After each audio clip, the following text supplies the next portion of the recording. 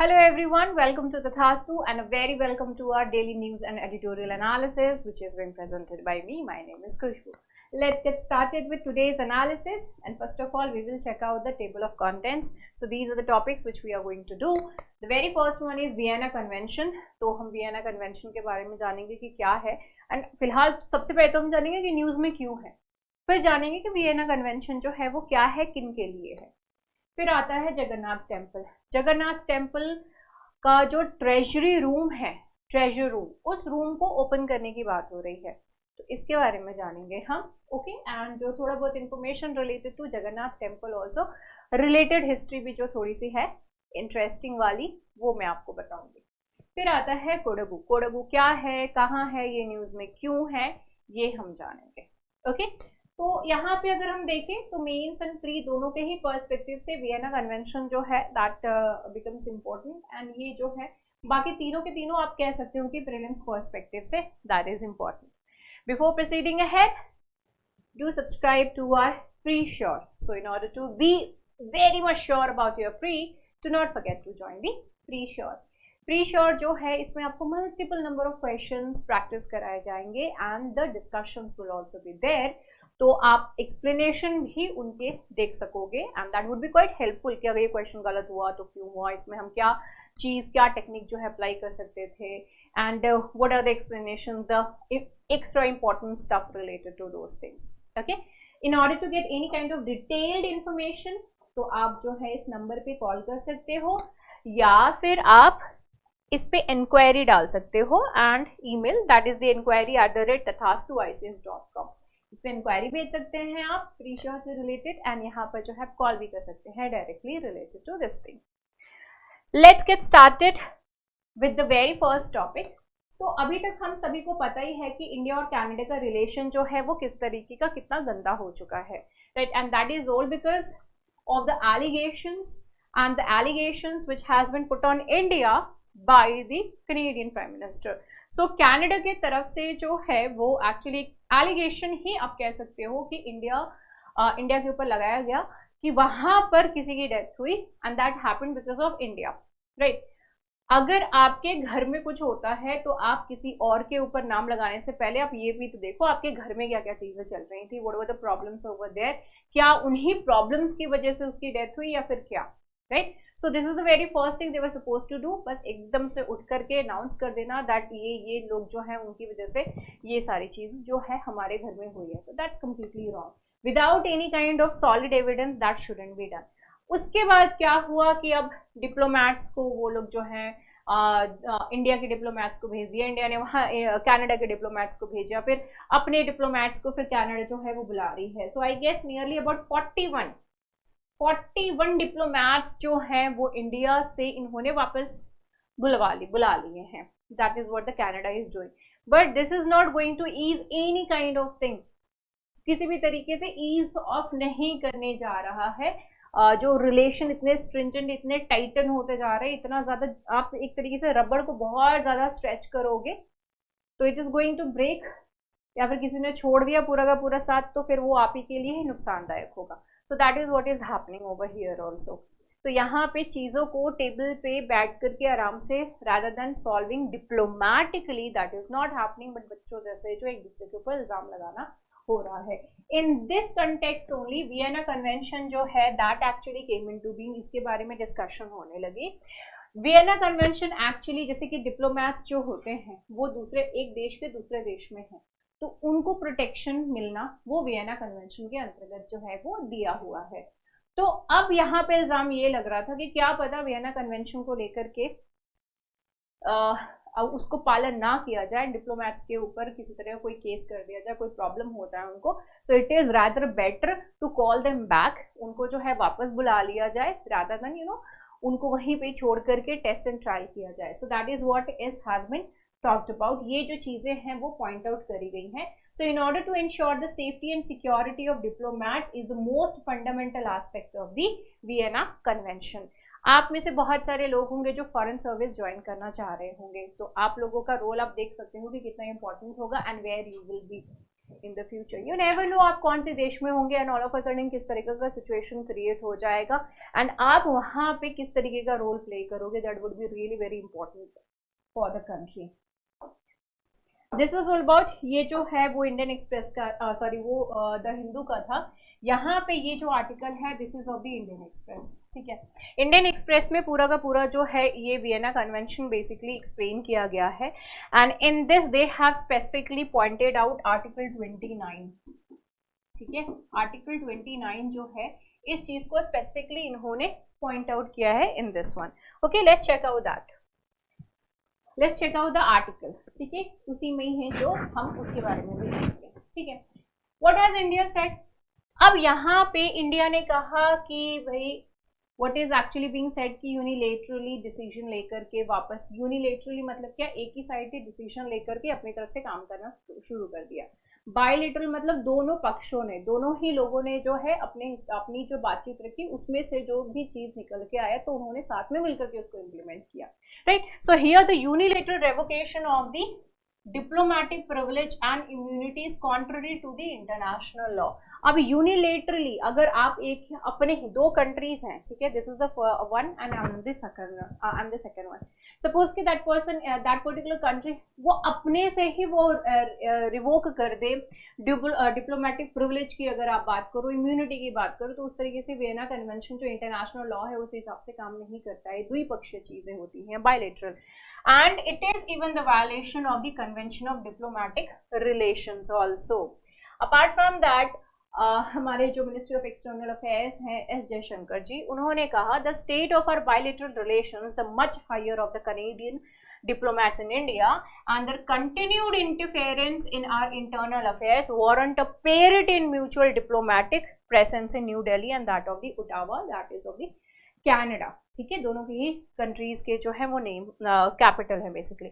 यहाँ पे इनका ये कहना है कि कंटिन्यूड इंटरफेरेंस बहुत ज्यादा हो रहा है हमारे इंटरनल मैटर्स में। तो इंटरनल मैटर्स में I don't think so that anyone is supposed to actually interfere in anyone's house, right. तो वो इंटरफेरेंस से जो है वो बेसिकली परेशान थे। So that is what they are, he has actually pointed out and he even said that our actions implementing this parity was fully consistent with article 11.1 of the Vienna Convention, which we will be seeing in a few moments itself, ठीक है।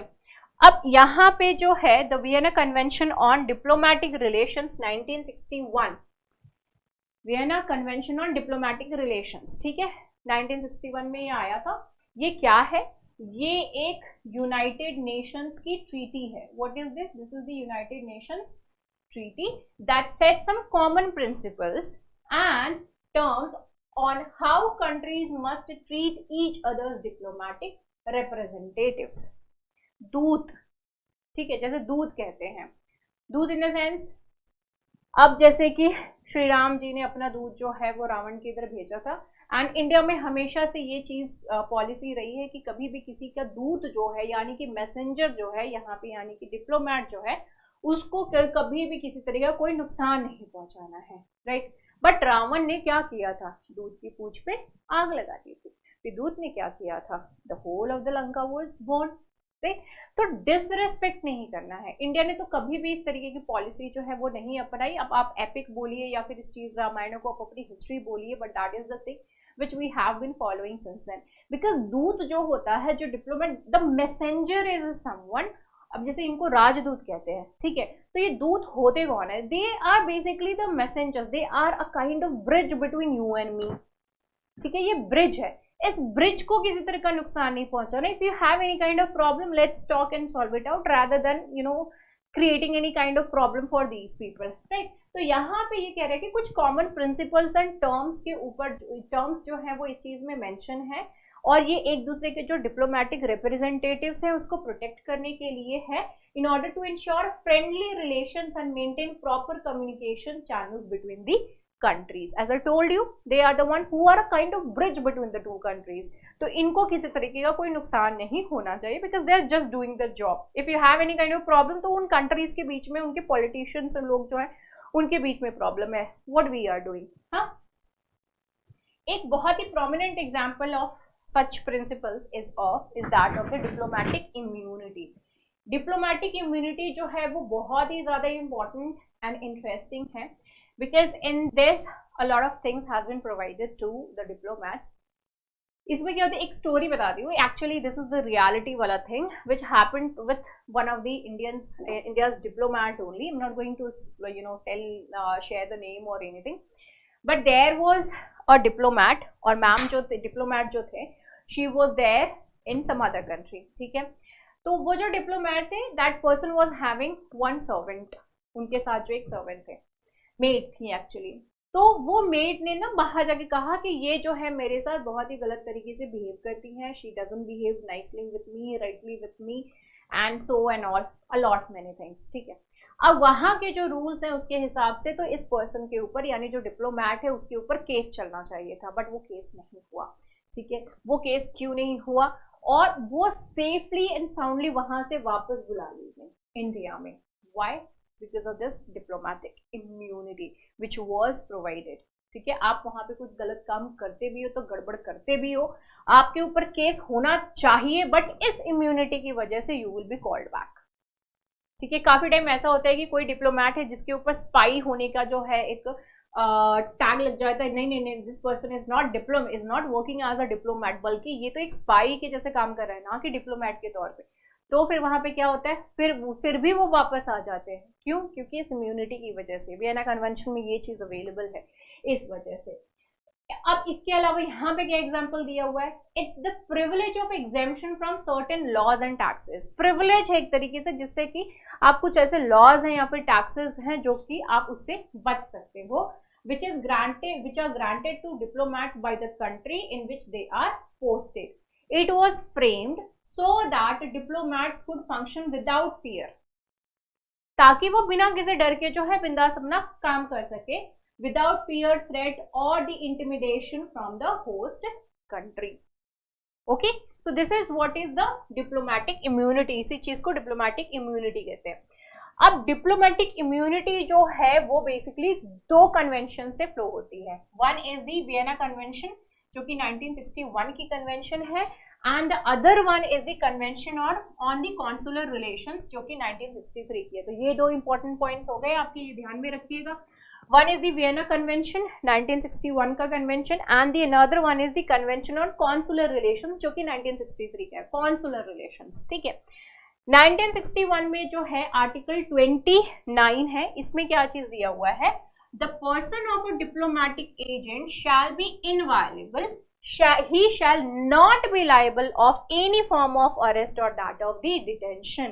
वो liable नहीं है कि आप उसको detain कर सको या फिर उसके ऊपर किसी भी तरीके उसको जो है आप अरेस्ट कर सको. अभी जस्ट मैंने जो आपको कहानी बताई उसमें अरेस्ट होना था.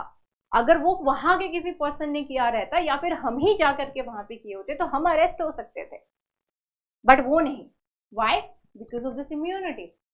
ठीक है, तो अरेस्ट या फिर डिटेंशन नहीं हो सकती. The receiving state shall treat him with due respect and shall take all the appropriate steps to prevent any attack on his person, freedom or that of the dignity. So the country can do that. अगर उसको लगता है कि मेरे diplomat की तरफ किसी तरीके कोई अटैक हो सकता है तो कंट्री अपनी तरफ से कोई भी स्टेप जो है वो ले सकती है in order to protect the dignity, freedom of his person. ये चीज किसमें अवेलेबल है? सो 1961 के कन्वेंशन आर्टिकल 21 में. ठीक है, सॉरी 29 में. This is the one which is important. अभी तक इस कन्वेंशन को 193 कंट्रीज जो है वो रेटिफाई कर चुकी हैं. रेटिफाई मतलब जो है उसकी सिग्नेटरी हो चुकी हैं. Okay, so this was all about the Vienna Convention. Now let's move on to the next topic and it is related to Jagannath Temple. तो ये है हमारा जगन्नाथ टेम्पल एंड हमारे देवता जगन्नाथ जी. ठीक है, अब यहाँ पे ये क्या हो रहा है कि जगन्नाथ टेम्पल में ट्रेजरी रूम जो है उसको एक्चुअली ओपन करने की बात हो रही है.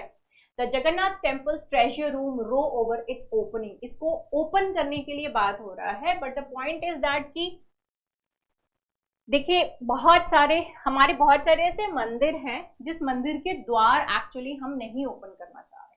राइट, कुछ ऐसे द्वार हैं जिसको कि ओपन हमने किया, लेकिन कुछ ऐसे द्वार भी हैं जिसको ओपन करने से वी गेट स्कैर कि क्योंकि उसके ऊपर ऐसे आकृतियां बनी हुई हैं, those are the kind of sculptures जो कि उसके ऊपर बने हुए हैं विच स्केयर अस, कि अगर हमने इसको ओपन करा तो कुछ तो तबाही हो जाएगी। उसके पीछे बहुत सारे डिफरेंट टाइप के स्नेक्स हो सकते हैं, बहुत सारी डिफरेंट टाइप की चीजें हो सकती हैं जो कि हमारे लिए हार्मफुल हो सकती हैं। So because those notions are there, open करने का चाहते भी नहीं ओपन कर पाते हैं। बट यहाँ पर क्या चीज है, let's see. The precious ornaments of sibling deities Lord Jagannath, Lord Balbhadra and Goddess Subhadra। तो यहाँ पर तीन है, जगन्नाथ जी, बालभद्र जी और सुभद्रा जी। तो ये तीनों ही डिवोटी, ये तीनों ही जो है गॉड वहां पे विराजमान है, राइट। एंड ये बहुत ही सेंचुरीज से ये इनकी पूजा जो है वो एक्चुअली हो रही है। And these are stored in the Ratna Bhandar of the shrine. रत्न भंडार जो है वहां पे इनको स्टोर किया रखा हुआ है। It is located with in the temple and has 2 chambers. अब इसमें 2 चेम्बर हैं। भीतर भंडार, that is the inner one, inner chamber, and दूसरा है बड़ा भंडार, that is the outer chamber. तो 2 चेम्बर है, एक तो इनर वाला चेम्बर, एक आउटर चेम्बर है, राइट। अब ये जो temples, these are the ones which are located there in the temple only. अब ये जो आउटर टेम्पल है, आउटर चेम्बर है, इट इज ओपनड रेगुलरली। उसको रेगुलरली जो है ओपन क्लोज जो है वो सारी चीजें होती रहती हैं। लेकिन इनर चेम्बर जो है, जिसको कि भीतर भंडार कहते हैं, वो 38 ईयर्स हो गए हैं। तो नियरली अबाउट 40 साल हो चुके हैं, लेकिन इसको अभी तक जो है वो ओपन नहीं किया गया है। So 38 years, nearly 40 years has been passed. Who wants it to be opened? कौन जो है इसको ओपन करना चाह रहा है? तो रत्न भंडार को जो है ओपन करने के लिए archaeological survey of India, that is the ASI, जो कि कस्टोडियन है 12th से, this is the 12th century shrine जो कि 12th सेंचुरी में बनी हुई थी, gave a requisition for repair or conservation of the chamber। they want कि उसको जो हम कंजर्व करना चाहते हैं, उसको रिपेयर करना चाहते हैं उस पर्टिकुलर चेम्बर को। there are apprehensions, जैसे कि मैंने कहा आपको कि अगर कुछ ऐसे द्वार है जिसको खोलना नहीं चाहते हैं डिवोटीज, कि कुछ तो खतरा हो सकता है। अब यहाँ पे ये कह रहे हैं कि अगर हमने उस द्वार को अगर ओपन कर दिया, राइट, उस द्वार को अगर हमने ओपन कर दिया तो व्हाट विल हैपन, क्रैक्स आ जाएंगे, वॉल्स में क्रैक्स आ जाएंगे, and could endanger the precious ornaments stored there. जो भी चीजें वहां पे स्टोर करी गई हैं वो उसके लिए खतरनाक हो सकती हैं, क्योंकि टूटने के खतरा जो है वो वहां पर है actually, right. Now here the devotees, temple managing committee members, they have asked for the reopening of to ascertain the safety of the structure and its contents and to make an inventory over here। there are people जो चाहते हैं कि भाई हम जो है इसको open करें, ओपन करने के बाद उसको रेनोवेट करें ताकि उसको प्रिजर्व किया जा सके और इन्वेंटरी भी बनाया जा सके। हाँ भाई, क्या क्या चीजें जो है रत्न भंडार में है, क्योंकि नाम से ही पता चल रहा है रत्न भंडार, द भंडार, the place, the treasure wherein the lots of precious items are there, the ratnas are there। when it was last opened, तो ये जो है 1978 में इसको ओपन किया गया था, 13th मई से ये 23rd जुलाई तक जो है वो ओपन था। फिर दो इट वॉज ओपन अगेन, फिर से जो है 1985 में जो है इसको ओपन किया गया था, लेकिन जो भी इन्वेंट्री, जो भी चीजें हैं वहां पे, उसकी पूरी इन्वेंट्री जो है वो खाते में उसको पूरा जो है वो एंटर नहीं किया गया था, ठीक है। So here a lot many things has been mention कि क्या क्या चीजें जो है मिली थी, जैसे कि 22,153 भरी ऑफ द सिल्वर यूटेंसिल्स, बड़े बड़े सिल्वर के, चांदी के यूटेंसिल्स थे जिसमें कि उतने सारे रत्न, ढेर सारे रत्न जो है वो भरे पड़े हुए थे।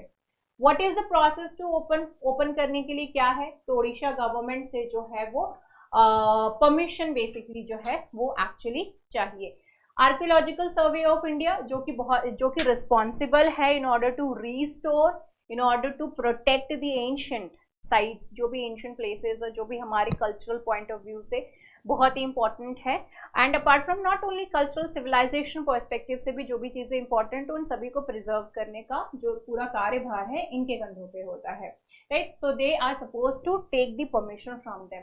Have the missing keys found, अब की मिसिंग है तो मिली है कि नहीं। The Puri collector Arvind Agarwal stated in a temple committee that there was no information on the keys. तो जो की खो गई है वो की अभी तक मिली ही नहीं है, और यहाँ पे कहा है कि the Puri collector is the custodian of the key of the inner treasure room. आप देख लो, आप में से कोई कलेक्टर कभी बन गया पुरी का, तो आपके पास जो है इनर चेम्बर की चाबी रहेगी। सोचो कितने करोड़ों की चीज जो है, अरबों खरबों की चीज की चाबी जो है आपके पास होगी। तो keys has been lost, but अभी तक जो है वो एक्चुअली मिली नहीं है। एंड अभी यही चीज चल रहा है कि जो उसके लिए डुप्लीकेट कीज बनाई जा सके। खैर, so this was all about the treasury room, जिसको कि ओपन करने के लिए है। जगन्नाथपुरी टेम्पल से रिलेटेड बहुत सारी स्टोरीज जो है वो आपको सुनने को मिली होंगी कि ऊपर जो है कभी कोई बर्ड नहीं बैठती, उसके ऊपर से जो है कभी बर्ड नहीं उड़ करके जाती है। एंड जो ऊपर जो ये झंडा इस तरीके से ये लगा रहता है वो हमेशा हवा के उल्टे डायरेक्शन में रहता है। और एग्जैक्टली उल्टे में तो नहीं, लेकिन थोड़ा सा टेढ़ा जरूर जो है उस तरफ ये फ्लो कर रहा होता है। जगन्नाथ जी के बारे में एक और बहुत ही सुंदर सी स्टोरी है कि कृष्ण भगवान की जब डेथ हुई थी तो आपको पता ही है कि उनके पैर में के तलवे में तीर लगा था, तो उसकी वजह से फिर लेटर ऑन जब पूरा जो फाइनल रिचुअल है वो सारी चीजें हुई तो उनका पूरा बॉडी जरूर बर्न हो गया था, लेकिन उनकी हार्ट जो थी वो नहीं बर्न हुई थी। तो फिर हमारा जो रिचुअल होता है उसमें क्या करते हैं कि हम विसर्जन मतलब नदी में बहा देते हैं। तो समुद्र में बेसिकली जो है विसर्जित किया गया, द्वारका समुद्र के पास, तो वहां पे जो है विसर्जन वो जो है उसको बहाया गया पानी में। अब वो जो हार्ट है, ठीक है, तो ये यहां से होते हुए जो है ये इधर पहुंचा, राइट। वहां पे जो है एक राजा को सपने में आया कि आप जो है इस तरीके से टेम्पल में, एकदम बहुत ही संक्षिप्त में बहुत ही ब्रीफ में बता रही हूँ, ठीक है, तो आप जो है एक कंस्ट्रक्ट कराइए एंड ऑल। और उसके पीछे भी बहुत सारे तरीके के उन्होंने टर्म्स एंड कंडीशंस रखे थे, जिसमें से टर्म्स एंड कंडीशन में एक चीज ये कही गई थी कि जब पूरी मूर्ति बन रही हो, मेरी प्रतिमा बन रही हो, तो कोई ना देखे, ठीक है, जो प्रतिमा बन रही होगी तो उस टाइम कोई नहीं देखे, जब बन जाएगी कंप्लीट हो जाएगी तब देखे। तो हर किसी को ये जो पॉइंट है वो बोल दिया गया था। तो जब कंस्ट्रक्शन हो रहा था तो उसी जब ये पूरा प्रतिमा जब बन रही थी तो उसी टाइम क्या हुआ कि राजा की रानी को वेट नहीं हुआ, शी वाज लाइक कि नहीं मुझे देखना है कि कैसे लग रहे हैं हमारे देव। तो वो आ गई और वो बीच में ही आ गई। तो इसी वजह से यू मस्ट हैव सीन कि कितने बड़े बड़े फेस हैं, लेकिन इनकी बॉडी जो है वो पूरी नहीं कंस्ट्रक्ट हो पाई है, क्योंकि उसी टाइम जो कंस्ट्रक्ट कर रहे थे वो विलुप्त हो गए, राइट। तो इसी वजह से जो ये कंस्ट्रक्शन है वो पूरा नहीं हो पाया, और हमेशा से जो है अब क्या होता है कि इतना ही बड़ी मूर्ति जो है वो बनती है, ठीक है। तो it's like 12 years I guess so, कि जब जो हर बार जो है ये इनका प्रतिमा जो चेंज हो रही, इसको जो है चेंज किया जाता है, एंड आई गेस नीम की लकड़ी की होती है। उसके अलावा ये जो कृष्णा का हार्ट है, that has been placed inside Jagannath ji. Jagannath ji के अंदर जो है वही चीज को जो कि कृष्णा का हार्ट माना जाता है वो उसमें लगाते हैं। मेनी एंड टाइम्स जब एक्चुअली क्या है ना कि काफी टाइम उसको बहुत ही ज्यादा क्यूरी, जब भी कोई चीज कोई भी आपको सपोज बोले जैसे सीक्रेट, तो आप क्या करते हो, बहुत ध्यान से उस चीज को सुनते हो। तो it is like that only, तो इट्स अ सीक्रेट, तो पीपल वांट्स टू नो। तो जब भी एक प्रतिमा में से निकाल करके दूसरे में जब डाला जाता है उनकी हार्ट को, तो people they cover their eyes, वो अपने आईज को जब मोटे एकदम कपड़े से जो है उसको कवर कर लेते हैं। उनको ट्रेन किया रहता है ऑलरेडी कि उनको पता है कि कहाँ से लेकर के कैसे डालना है, राइट।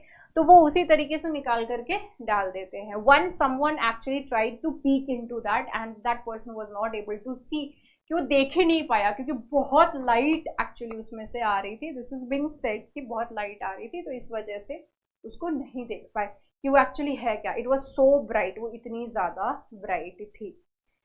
तो this is the thing related to Jagannath Puri ji, जो कि बहुत ही ब्रीफ है। कभी इनके बारे में जो है बहुत डिटेल में स्टोरीज जो है हम जानेंगे related to this, and this is quite interesting also. Now let's move on to the next topic, that is the sensitive ecosystem in Kaveri's birth place cries for attention amid the deficit rainfall. Kaveri's birth place, तो कर्नाटका से जो है it originates, and बहुत सारे जो चीजें हैं वो कर्नाटका के उस प्लेस से जहाँ से कि उसके आसपास से ही जो है कावेरी का उद्गम होता है, it originates. So there are lot many things are actually being changed, बहुत सारी चीजें जो है वो एक्चुअली चेंज हो रही हैं।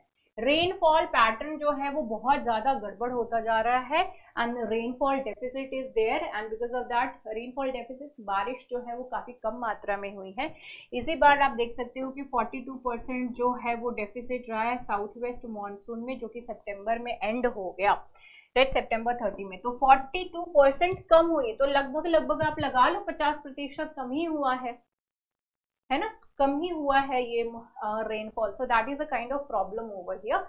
अब यहाँ पे स्पेसिफिकली इन्होंने जो है कोडगू का जो इकोसिस्टम है उससे रिलेटेड इन्होंने यहाँ पर बात करी है कि जो कोडगू है that is near by the Western Ghats. Now let me show you that where is this Western घाट।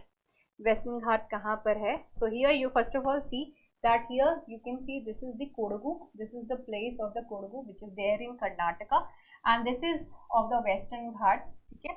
तो upper, middle and the lower western ghats and in between you will find the Nilgiri also. This is how the western ghats looks like, right? So western ghats जो है वो western part में and here you can see the western ghats here and these are the eastern ghats, ठीक है। western ghats and eastern ghats you can see over here.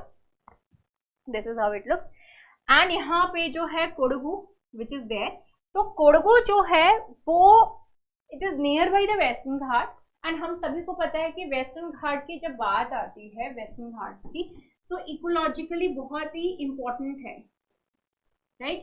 तो environment के perspective से when it comes to the from the perspective of the environment this becomes really very important, okay. ये जो है वो बहुत ही इंपॉर्टेंट हो जाती है एनवायरमेंट के पर्सपेक्टिव से, राइट। एंड ये बहुत ही ज्यादा रिच है, वेस्टर्न घाट बहुत ही ज्यादा रिच है when it comes to the flora and fauna, ठीक है, flora and fauna. Now rainfall कम होगा then definitely it is going to impact the ghat and the river which is actually flowing from there, जो rivers जो है वो वहां से फ्लो कर रहे हैं, then definitely it is going to impact those places. Here the some of the scientists who are actually studying that what is actually happening over there, तो उन्होंने point out किया है पैडी। तो कल्टीवेशन जो है वो पैडी का ये वैलीज में, इनके आसपास जो वैलीज है वहां पे वेस्टर्न घाट पे, तो वो जो कल्टीवेशन होती है वो काफी हद तक रेन वाटर पे ही डिपेंडेंट है। अब क्या हो रहा है कि these paddy fields act like small ponds as we impound rain water in for the 3 to 4 months।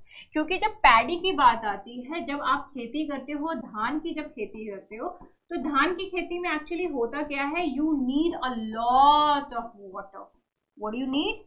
You need actually a lot of water. जब आपको ढेर सारा पानी यहाँ पर चाहिए तो वो पानी क्या हो रहा है, यहाँ पे स्टोर हो रहा है for really very long time, जो है ना, काफी लंबे पीरियड के लिए यहाँ पर जो है वो वाटर स्टोर हो रही है। तो this is what it is actually being said यहाँ पर कि ये जो इतने देर तक सेव हो रही है water, so those actually works as small ponds. वो कैसे काम कर रहे हैं? छोटे मोटे पॉन्ड्स के जैसे काम कर रहे हैं। As we impound rain water in them for 3 to 4 months, these paddy fields will feed streams and rivulets in the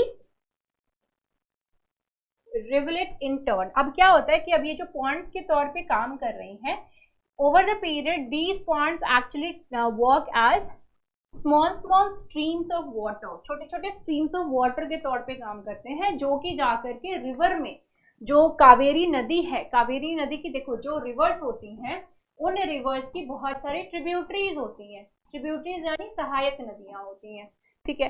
तो ये जो छोटी छोटी धाराएं हैं वो इन ट्रिब्यूटरीज में पानी देती हैं और वही पानी फिर जाकर के रिवर, मेन रिवर यानी कावेरी रिवर में जाकर के ऐड ऑन हो जाती हैं, right. So these plays really very important role. अब आप खुद इस चीज को देखो कि कहाँ पे पैडी की खेती, धान की खेती, और कैसे जो है वो एक्चुअली इम्पैक्ट कर रहा है कावेरी नदी को फाइनली।